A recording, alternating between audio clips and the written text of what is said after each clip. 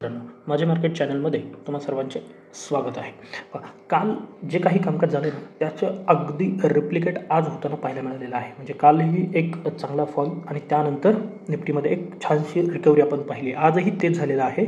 पण लक्षात घ्या, कालच्या आणि आजच्या कामकाजामध्ये एक बेसिक फरक आहे. आज होती एक्सपायरी आणि एक्सपायरीला खरं तर एक चांगला ट्रेंडिंग मूव्ह, म्हणजे तो डाऊन साईड जरी गेला असता तरी हरकत नाही, परंतु आणि किंवा वरती आला असता तरी हरकत नाही, परंतु ते होताना पाहायला मिळत नाही. काल चांगली मुवमेंट होती, आज त्याच्या तुलनेमध्ये कमी मुवमेंट होती. म्हणजे गेल्या काही दिवसांपासून असेल किंवा काही महिन्यांपासून म्हणा, आपण एका गोष्टीवरती वारंवार चर्चा करतोय की ज्या इंडेक्सची एक्सपायरी आहे ना, त्या इंडेक्सला काय केलं जातं आहे, प्रेशराईज केलं जाते किंवा एका छोट्याशा रेंजमध्ये त्याच्यामध्ये कामकाज होतं आहे आणि तो तिथेच कुठेतरी म्हणजे एखादी राऊंड फिगर जे आहे त्याच्या आसपास. आजही 315, हे जरी 338 दिसत असलं तरी फायनल क्लोजिंग हे 315च्या आसपास आहे. म्हणजे त्या राऊंड फिगरच्या आसपासच एक्सपायरी होण्याचा प्रयत्न त्या इंडेक्समध्ये पाहायला मिळतो. आता त्याच्यावरती चालू आहे सेबीचं जे कमिटीने काही दिलेले आहेत मार्गदर्शन सूचना ज्या आहेत ना, त्यावरून होऊ शकतं कदाचित त्यांचं चालू आहे की विकली एक्सपायरी बंद करायच्या आहेत आणि त्यानंतर मग एक चांगलं ट्रेंडिंग मूव्ह आपल्याला एक्सपायरीला पाहायला मिळू शकतं. ते अजून दूर आहे, परंतु कदाचित याचा इम्पॅक्ट किंवा हे जे चित्र आहे ना, ते त्यावेळेस बदलण्याची शक्यता आहे. आता जे कामकाज झालं कालही आपण काल पहा, हा जो मूव्ह आला ना, तो अतिशय आपल्या एक्सपेक्टेशनच्या अपोजिट होता, परंतु आज त्याच्यासाठी आपलं प्रिपरेशन होतं की आज ही येऊ शकतो. आता दोन्ही दिवसाचं जर कामकाज पाहिलं, हे जर लो पाहिले तर आपल्या काय लक्षात येतं की आता काही हो, जोपर्यंत निफ्टी ॲटलिस्ट निफ्टी 24,175 ही लेवल ब्रेक करत नाही आहे ना, तोपर्यंत आपण बाय ऑन डिप्सच असणार आहे. मध्ये एखादा पॅनिक मूव्ह येऊ शकतो, नक्कीच येऊ शकतो. कालही आलेला होता, आजही आलेला आहे, परंतु त्यामध्ये आता घाबरून जायचं नाही. हां, तुम्ही छोटे मोठे शॉर्ट पोझिशनही बनवायला तयार आहात नक्कीच. आता मार्केट 2 वेळा असं झालं की 400च्या वरती जाते आणि पुन्हा खाली येते.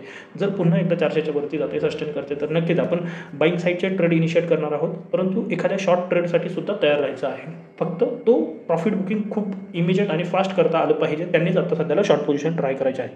म्हणजे डाऊन साईडची जी लेवल आहे ती 24,175 आपल्यासाठी फिक्स आहे. आता उद्या महत्त्वाचं काय असू शकतं, तर TCSचा जो रिझल्ट आहे त्यावरती थोडंफार मार्केट रिॲक्ट करू शकतं आणि ते कशा पद्धतीने असणार आहे त्यावरती बरंच अवलंबून असण्याची शक्यता आहे. TCSचा रिझल्ट जे सध्या दिसते चित्र, त्यावरून चांगला येण्याचीच शक्यता आहे. परंतु शेवटच्या एक अर्ध्या तासामध्ये TCSमध्ये एक चांगले प्रॉफिट बुकिंग, जवळजवळ 0.5% प्रॉफिट बुकिंग पाहायला मिळालेलं आहे. आणि हीच कंडिशन कुठे झाली, ज्यावेळेस इन्फोसिसचा रिझल्ट येणार होता ना, त्याच्या आदल्या दिवशीही तेच झालं आणि दुसऱ्या दिवशी इन्फोसिस चांगलं गॅपअप झालं आणि ती एक रॅली कंटिन्यू केलेली होती. तसंच जर TCSमध्ये झालं तर उद्याची जी सेन्सेक्सची एक्सपायरी आहे ना, त्यामध्ये सुद्धा आपल्याला एक चांगली मुवमेंट पाहायला मिळू शकते किंवा चांगले ट्रेड बनतील. आता निफ्टीमध्ये उद्या कशा पद्धतीने ट्रेड प्लॅन करू शकतो, जिथे आपण बंद आहोत. आता जर महत्त्वाची लेवल पाहिली तर ही लेवल खूप महत्त्वाची आहे आणि ती आहे 24,360. आता मार्केट फ्लॅट ओपन होते किंवा थोडंफार गॅप होऊन 360 ब्रेक झालं, नक्कीच आपण कॉलची पोझिशन ट्राय करणार आहे. पण आता 400च्या जवळ एक प्रेशर मार्केटवरती किंवा सेलिंग खूप वेळा तिथून आपल्याला येताना पाहायला मिळालेलं आहे. कालही आहे, आजही आहे, त्याच्या अगोदरही एकदा 401चा हाय बनला होता. तर ही महत्त्वाच्या लेवल असणार आहे. त्यामुळे हा 30-40 पॉईंटचा झोन थोडा क्रिटिकल असू शकतो. इथे जे ऑप्शन आहेत ते स्लोली वाढताना तुम्हाला पाहायला मिळणार आहेत.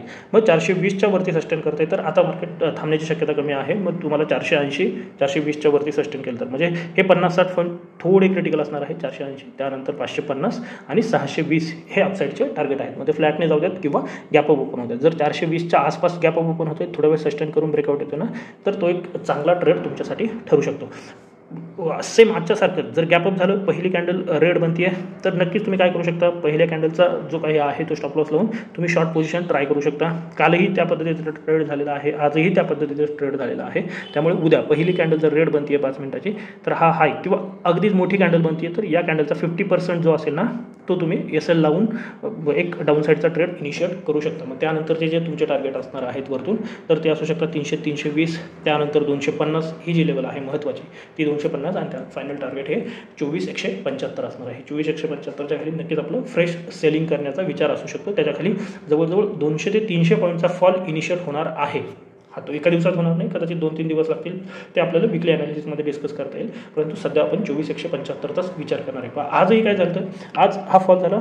जर तुम्ही एक्सपायरी ट्रेड प्लॅन केला असेल, कालचं जे घेऊन गेलं तर BTSTमध्ये चांगला प्रॉफिट झाला असेल आणि त्यानंतर मार्केट इथे येऊन थोडा वेळ सस्टेन केलं आणि इथपर्यंत मार्केटने अतिशय छोटे छोटे कॅन्डल बनवले आणि ही एक म्हणजे ब्लिंक म्हणू शकतो किंवा एकदम पॅनिक कॅन्डल म्हणू शकतो ही रेडवाली.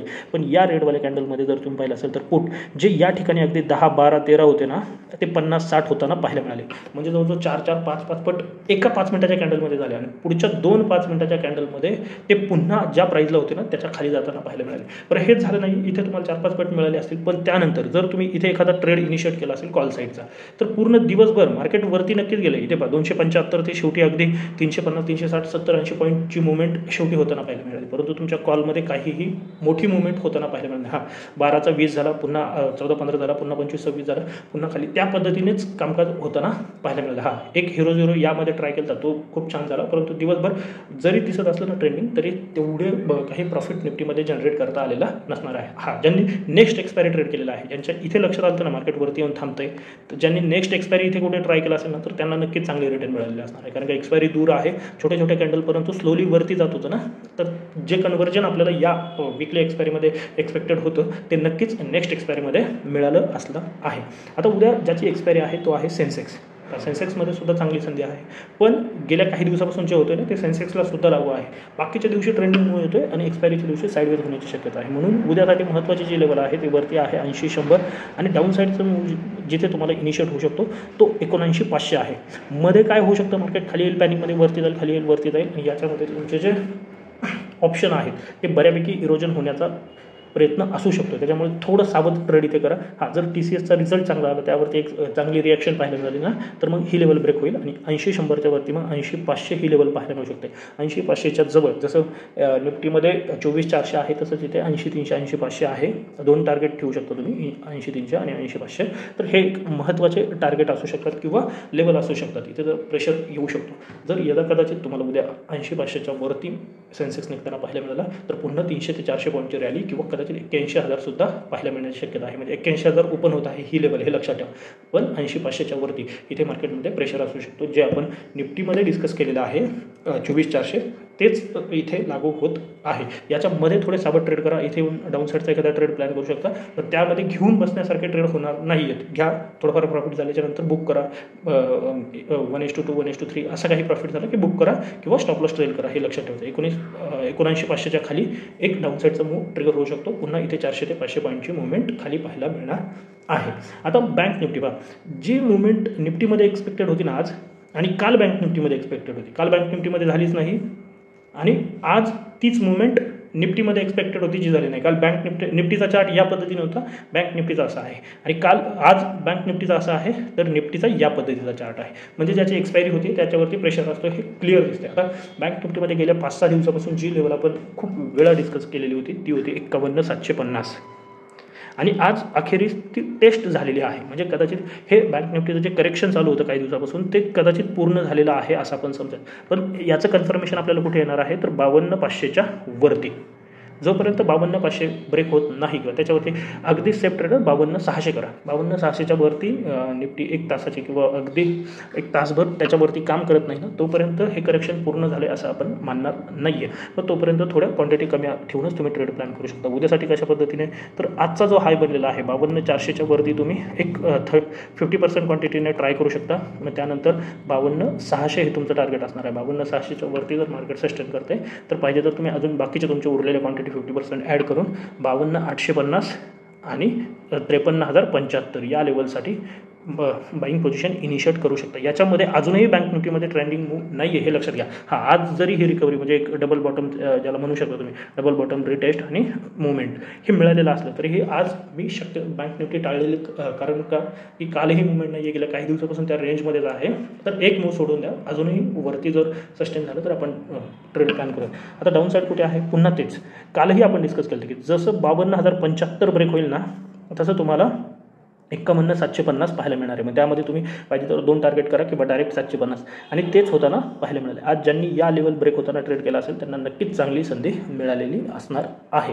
आता उद्यासुद्धा मार्केट इथपर्यंत म्हणजे ॲटलिस्ट 52,000 असेल किंवा 52,750 बाय ऑन डिप्स असणार आहे. या 100-200 पॉईंटसाठी तुम्ही ट्रेड प्लॅन करू शकत असाल तर नक्कीच करा, काही हरकत नाही. फक्त स्टॉप लॉस स्ट्रिक्ट ठेवा. बँक निफ्टीमध्ये पाहिजे तशी मुवमेंट अजून तरी नाही आहे आणि वरती जोपर्यंत 52,600 ब्रेक होत नाही तोपर्यंत मोठे ट्रेड बनणार नाही आहे. म्हणजेच एकंदरीत बँक निफ्टी अजूनही एखाद दिवस पाहणं जास्त योग्य ठरेल. जर ही माहिती आवडली असेल आणि हां सगळ्यात महत्त्वाचं TCSवरती लक्ष ठेवा. ही माहिती आवडली असेल तर आपल्या चॅनलला सबस्क्राईब करून व्हिडिओला सुद्धा लाईक करून घ्या. तर आजच्यासाठी एवढंच. धन्यवाद. जय हिंद, जय महाराष्ट्र आणि कीप ट्रेडिंग.